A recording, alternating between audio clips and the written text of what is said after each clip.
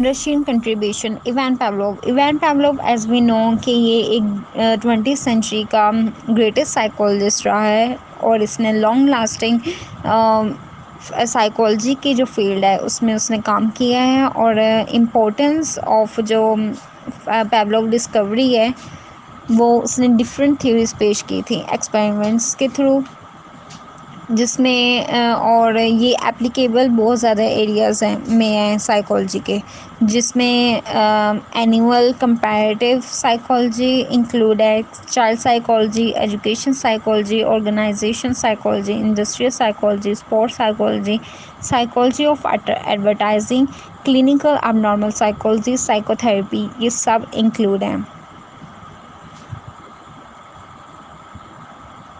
Next is Vladimir बेख्तेरोव।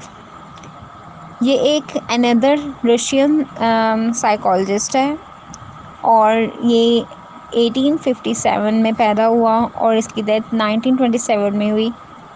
उसने William वंडन के under study किया था, जिसने लिप्जिग जर्मनी में फर्स्ट साइकोलॉजिकल लेबॉरेटरी इस्टेब्लिश की थी। इसकी मेजर जो कंट्रीब्यूशन है वो उसने एनिमल्स और जो ह्यूमंस हैं उनको माइल्ड इलेक्ट्रिक शॉक देना चाहा। और अगर दूसरे वर्ड्स में देखा जाए तो बेख्तेरोव ने इलेक्ट्रिक शॉक्स लो वोल्टेज के यूज़ किए जो कि हार्मफुल नहीं थे। और इसने नोट किया कि जो ऑर्गेनिज़म उसने नोट करना था कि ऑर्गेनिज़म जो है वो कैसे शॉक्स के पे रिस्पॉन्स करता है। तो ये आइडिया जो था वो जस्ट ये था कि वो कैसे लर्न करता है, कैसे वो रिस्पॉन्स करता है।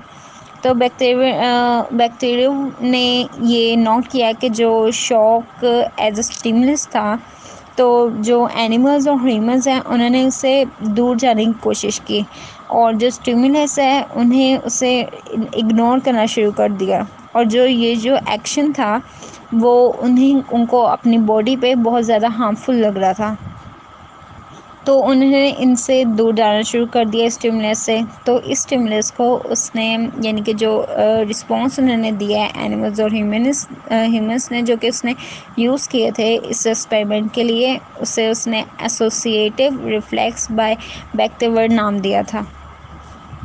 और उसने स्टेट किया था जो एसोसिएटेड रिफ्लेक्सेस हैं ये ऐसी लर्निंग है कि बाय कंडीशनिंग उसने ये कंडीशन के थ्रू उसने पावलोव के गिवन किए गए जो एक्सपेरिमेंट थे उसके मुताबिक दी थी। और उसके दूसरी जो कंट्रीब्यूशन है बेख्तेरोव की वो थी आइडिया ऑफ फिज़िकल एनर्जी। वो कहता था कि जो कॉन्शियसनेस है वो फ़िज़िकल एनर्जी को बनाती है और जो फिज़िकल एनर्जी है वो पर्सन अपने आप को पहचानता है, अपने आप से अवेयर होता है और अपनी सराउंडिंग से अवेयर होता है।